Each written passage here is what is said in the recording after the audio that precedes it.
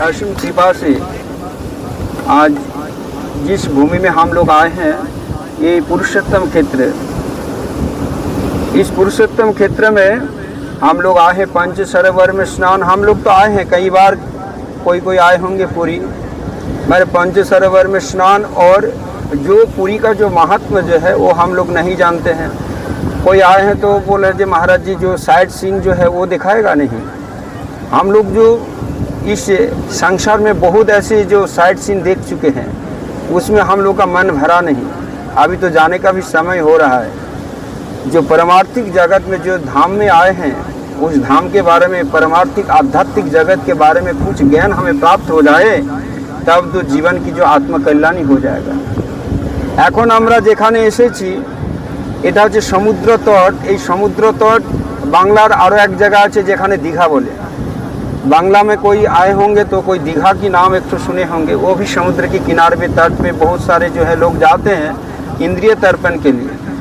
और एक भूमि है जहाँ पे गंगा सागर है, जहाँ पे जिस गंगा सागर में जो है आज उस सागर वंश में जो 60,000 जो उनके जो पुत्र के जो है उद्धार के लिए आज भागीरथी जो गंगा के और सागर से जो संगम जो मिलन हुआ है उस धाम को बोलते थे गंगा सागर। कोई गए होंगे गंगा सागर स्नान नहाने।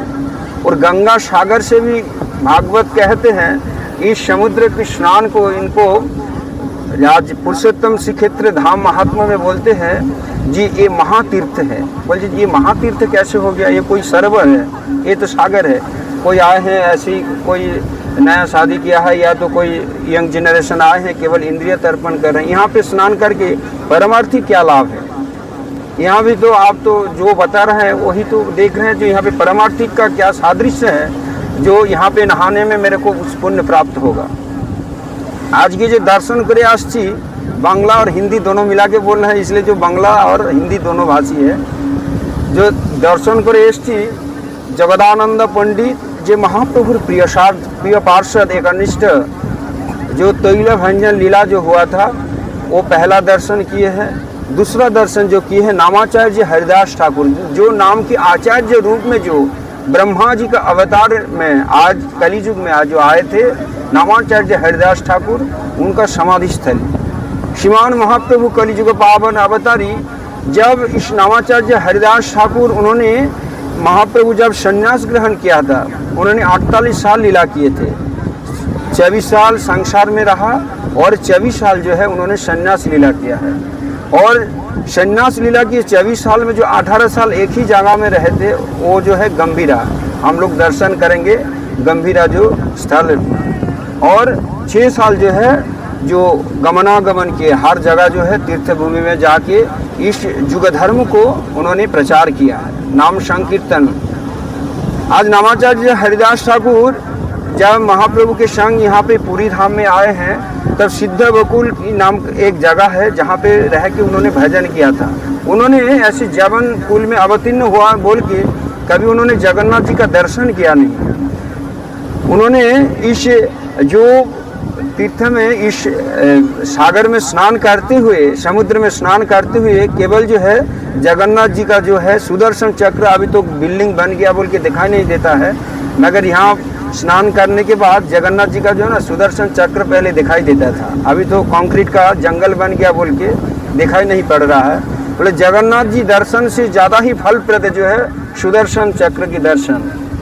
तब नामाचार्य हरिदास ठाकुर की मन में इतना दैन्यता रहा, उन्होंने बोला हम तो जवन, हमें तो दर्शन की कोई अधिकार है नहीं। तब उन्होंने एक वो सिद्ध बकुल की जगह जो है वहीं पे रह के उन्होंने भजन करता था। और भगवान तो भावग्राही जनार्दन, वो भक्त की कृपा करने के लिए भक्त जो जाते हैं भगवत प्रसाद पाने के लिए, मगर नामाचार्य हरिदास ठाकुर ऐसे थे जो भगवान स्वयं आता था उनको प्रसाद देने के लिए। हर सुबह महाप्रभु का यही काम था, जो सुबह का जो भोग जो है उपल भोग बोलते हैं वो लेके नामाचार्य हरिदास ठाकुर की कुटिया में आता था और उनका हालचाल पूछता था। और नामाचार्य हरिदास ठाकुर को दर्शन देने के बाद उन्होंने इस समुद्र में स्नान करके अपना जो कर्म करता था। तब नामाचार्य हरिदास ठाकुर के पास स्वयं भगवान ही प्रसाद लेके आता था।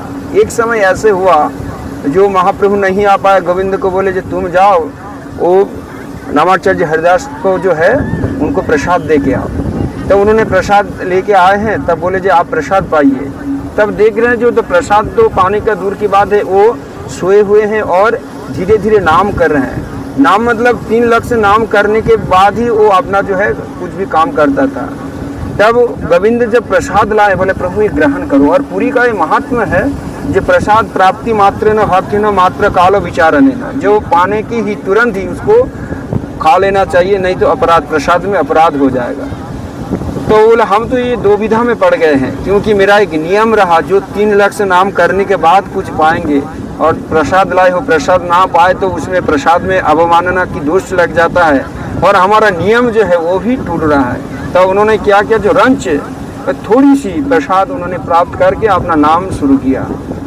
तब ये बात जाके जो है गोविंद भगवान को बोले, महाप्रभु के पास जाके बोले, जो कभी तो देखे नहीं प्रभु को, आज देख रहे हैं जो आज सोए हुए हैं और धीरे धीरे ऐसे नाम कर रहे हैं और ऐसी स्थिति। स्वयं भगवान खुद उनके पास आए, आके पूछ रहे हैं अरे हरिदास तुम्हारा क्या हुआ, क्या तबीयत खराब है? तब उन्होंने बोले नहीं प्रभु, सुस्त है शरीर असुस्त है मन। शरीर तो उस समय तो जराजीर्ण है, अस्वस्थ है। तब वो बोले नहीं मेरा शरीर स्वस्थ है, अस्वस्थ है मन। मन क्यों? बोले जो हम जो नाम करते हैं ना, वो नाम मेरा पूरा नहीं हो पा रहा है। तब आज महाप्रभु उन्होंने बोले अरे तुम तो नाम के आचार्य हैं, जगत को शिक्षा देने के लिए आए, तुम्हारा सिद्ध देह है, तुम्हें नाम नहीं करने से भी होगा। तब उन्होंने बोले प्रभु आपका चरण में मेरा ये निवेदन है, जब तक हम इस शरीर में है तब आप मेरे को कृपा कीजिए, जैसे नियम पूर्वक हम नाम करके जाएं। और उनको पता चल गया था जो महाप्रभु लीला संवरण करेगा। तब बोले आपका विरह जो है ना हम नहीं सह पाएंगे, मेरे को एक कृपा कीजिए, आपका जाने से पहले मेरा इस शरीर जैसे छूट जाए।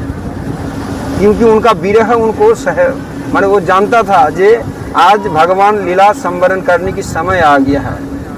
तब आज जब नामाचार्य हरिदास ठाकुर जैसे भीष्म पितामह भगवान की जो श्री चरण दर्शन करते हुए और अपना शरीर को त्याग किया था, तब नामाचार्य हरिदास ठाकुर भी आज महाप्रभु की चरण कमल दर्शन करते हुए आज अपना शरीर को त्याग किया। और स्वयं भगवान उस नामाचार्य हरिदास ठाकुर की शरीर को लेके अपना स्वयं हाथ में गोदी में उठाया और इस समुद्र में उनका शरीर को स्नान करवाया।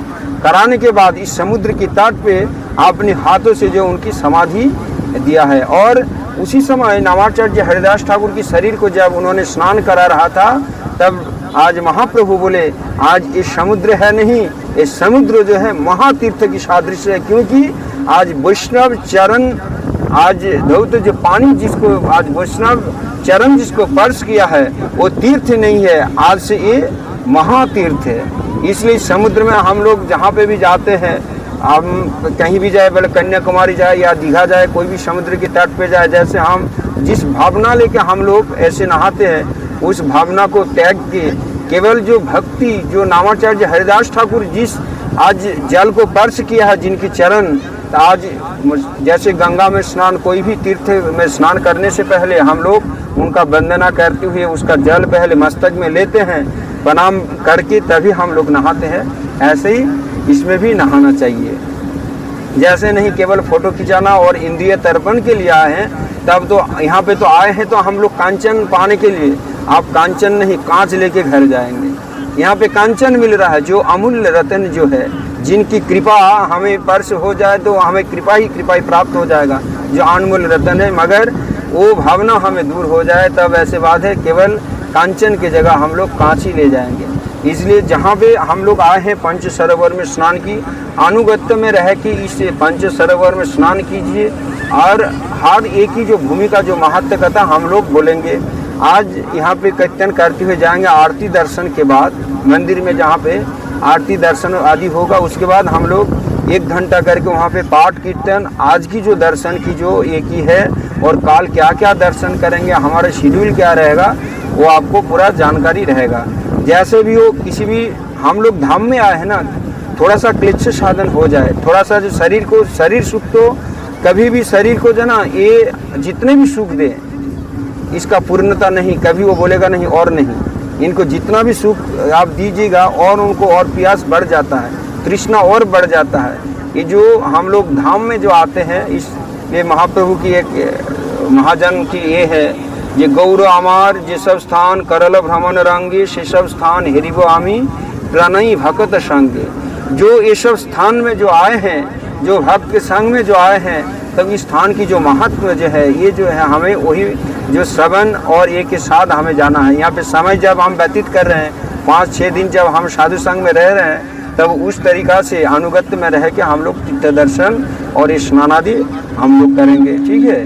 और थोड़ा सा भी जो इतने जान है, थोड़ा सा तो ऐसे घर का माफिक, संसार के माफिक तो यहाँ पे आराम या तो सुख नहीं प्राप्त होगा, थोड़ा बहुत ये होगा, मगर ये सब कुछ एक हो आप लोग ये तीर्थ की बोले ना, कुछ पाने के लिए कुछ खोना पड़ेगा।